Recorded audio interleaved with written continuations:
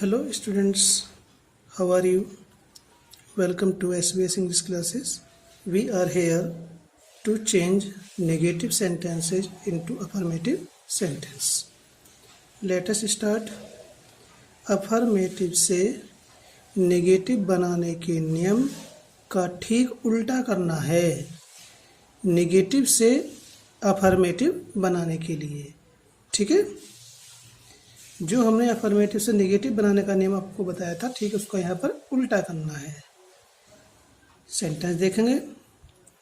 He does not do her, she does not do her work well, ठीक है।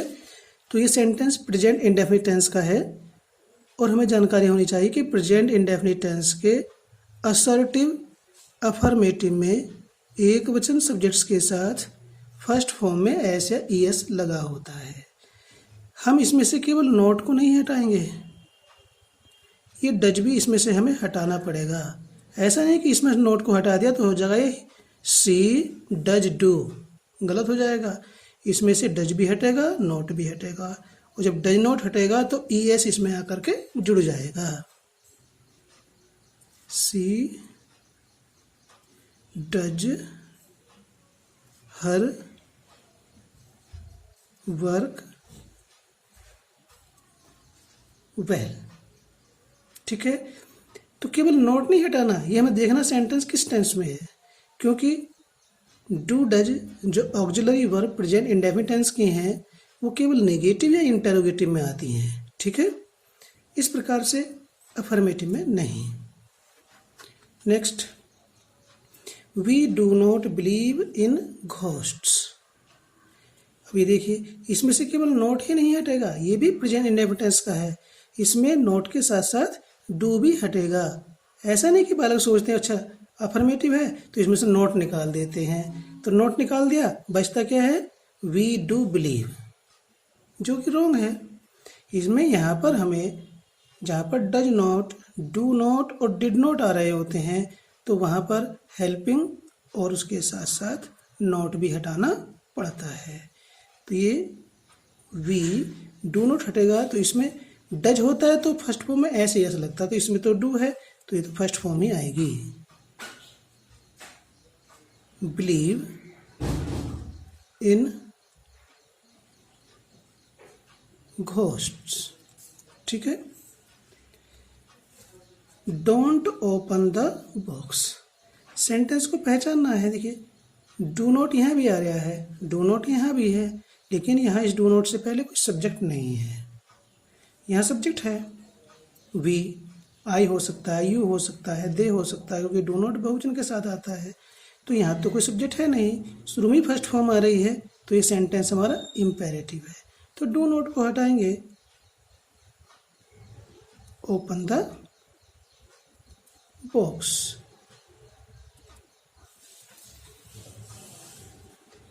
Next देखिए, trains are running to time,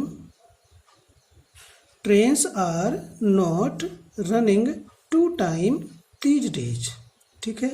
तो present continuous tense में है और प्रेजेंट कंटिन्यूस टेंस में तीनों प्रकार में affirmative, negative, interrogative, interrogative negative, सब जगह इज एम आर का प्रयोग किया जाता है। तो यहाँ केवल नॉट हटेगा, तो जगह trains are running to time these days.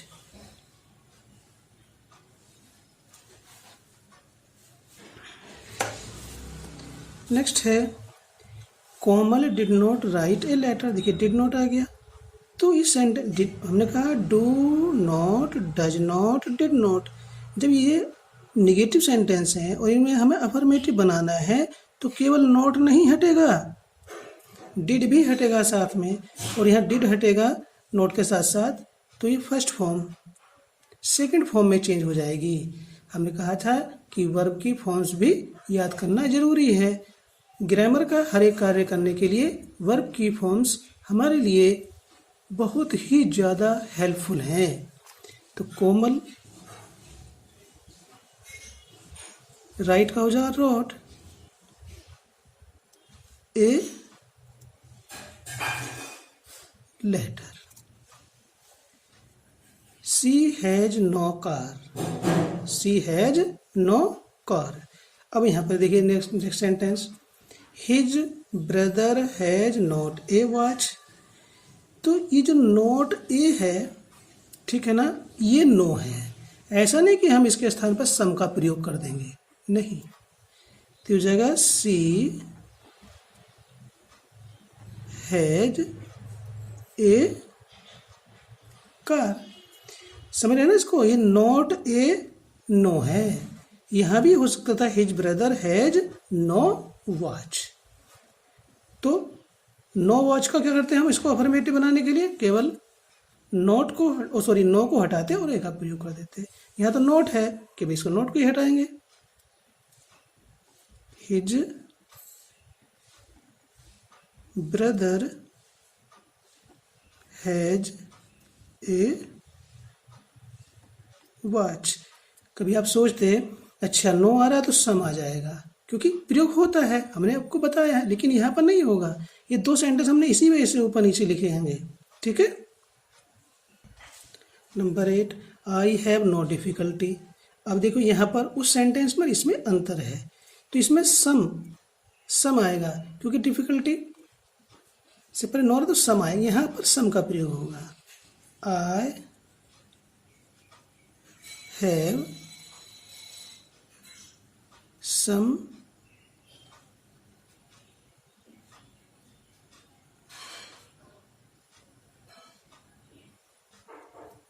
difficulty in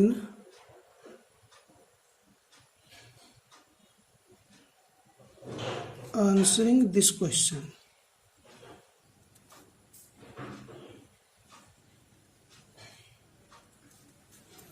There is no lion। अभी फिर देखो उस तरफ आ गया ये। अब यहाँ तो हमने सम का प्रयोग किया, यहाँ ए का प्रयोग होगा कि लॉयन एक है, काउंटेबल है। सम काउंटेबल में एक से अधिक के लिए प्रयोग किया जाता है। There is a lion in the. तो कहाँ नो के स्थान पर ए आ रहा, कहाँ सम आ रहा, इसको भी समझने की आवश्यकता है। There are not 10 rooms in the school। तो यहाँ तो नो है ही नहीं, सीधा है, नोट को हटा देंगे, ए आर तो रहना ही है इसमें। There are 10 rooms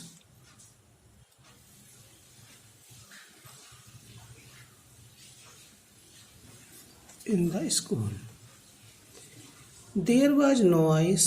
अब देखिए इस सेंटेंस को देखें और इसे देखें, ये तो काउंटेबल नाउन है, लेकिन आइस काउंटेबल नहीं है, तो एन आइस प्रयोग नहीं करेंगे यहाँ पर। अब इस चीज़ को भी समझने की आवश्यकता है। ऐसे नहीं कि आँख बंद करके हम प्रयोग करते चले आएंगे।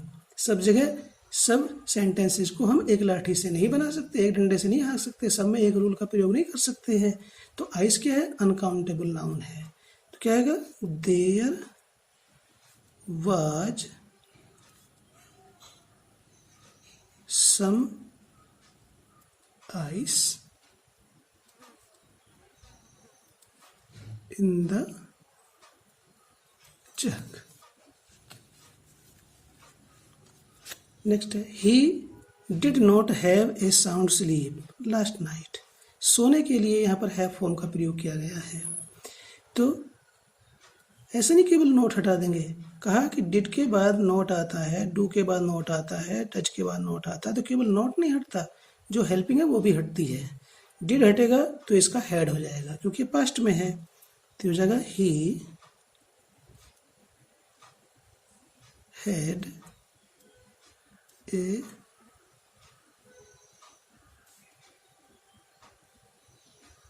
sleep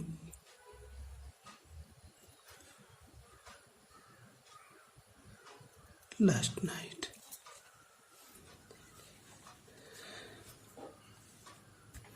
He never speaks the truth. never आ रहा है, सीधी सी बात है, इसको हटाएंगे और इसके स्थान पर always रख देंगे. ही और कोई दूसरा रूल फॉलो नहीं करेंगे. always speaks the truth. I have not anything to give you.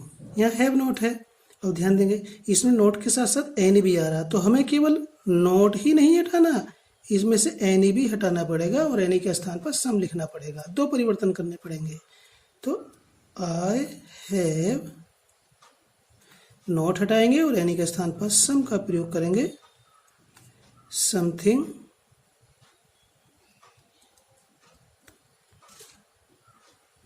To give you. अभी सेंटेंस देखिए. I did not see anyone. इसमें डिड नॉट आ रहा है और आगे एनी आ रहा है. यदि आप इसे समझ लेंगे तो ये भी आसान है.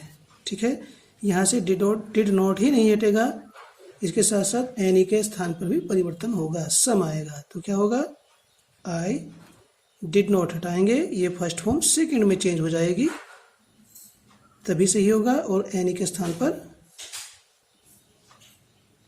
Someone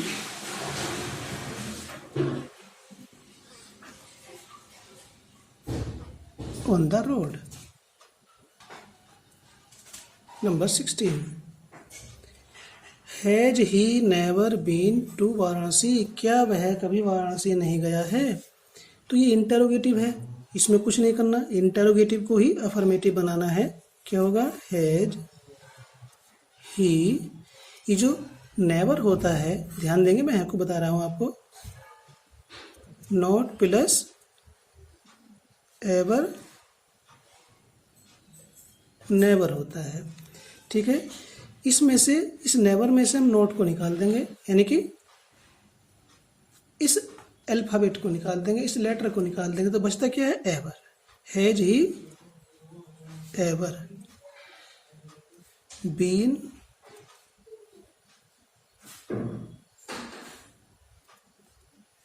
question mark. This boy seldom goes to school. ये लड़का कभी ही स्कूल जाता है. ठीक है, कभी जाता. तो ऑलवेज के स्थान पर हम या तो नेवर का प्रयोग करते हैं या सेल्डम का प्रयोग करते हैं, हमेशा नहीं. तो यहाँ पर सेल्डम के स्थान पर क्या आएगा, ऑलवेज का प्रयोग होगा. This boy always goes to school. Next है, I shall not find him anywhere. Not आ रहा और एनी आ रहा है. निगेटिव और इंटरोगेटिव में एनी ही आता है, अफर्मेटिव में सम होता है. अब शैल ऐसी ऑक्सिलरी है, किसी भी प्रकार के अफर्मेटिव, नेगेटिव, इंटरोगेटिव किसी प्रकार से एंटर होता है तो शैल का प्रयोग होता है. तो ये तो हटेगा नहीं, तो क्या होगा, केवल नॉट हटेगा. I shall find him, not हटाया और एनी हटाया. एनी के स्थान पर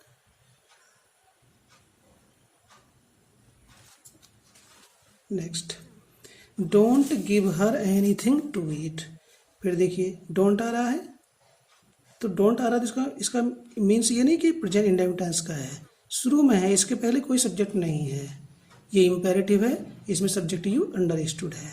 तो डोंट हटाएगा इसमें से, तो फिर ये एनी के स्थान पर सम का प्रयोग होगा. तो क्या होगा, give her something to eat. He does not have any rest. आराम करने के अर्थ में आ रहा. ठीक है, हैव यहाँ पर मेन वर्ब हैव है, सेंटेंस प्रेजेंट इंडेफिनिट टेंस का है, ठीक है। और डज नॉट का प्रयोग हुआ, तो डज नॉट हटने पर जो मेन वर्ब होती है उसमें ऐसे ही जोड़ा जाता है, ठीक है। और यहाँ एनी आ रहा है, तो यहाँ एक तो ये पूरा हटेगा, इसमें परिवर्तन होगा, इसके स्थान पर सम आएगा। तो 3 कार्य हमें यहाँ करने पड़ेंगे। ही हैव का हो जाएगा, सिंगुलर नंबर है, हैज, सम, रेस्ट, टुडे। किस प्रकार से नेगेटिव से अफर्मेटिव बना, किन किन शब्दों को बदला, किन किन को हटाया। इसमें 2 शब्दों में परिवर्तन हुआ और डज नॉट को हटाया। नेक्स्ट है ही हैज नो रेस्ट। अभी ऊपर वाला ही है, हमने इसको ऐसे लिखा और फिर ऐसे लिखा, तो ऐसे मिलेगा। तो क्या क्या परिवर्तन करना पड़ा, यहाँ तो केवल सम को हटा, नो को हटा करके सम का प्रयोग करना पड़ेगा, लेकिन यहाँ तो हमें एक से अधिक परिवर्तन करना पड़ा। He has some rest today.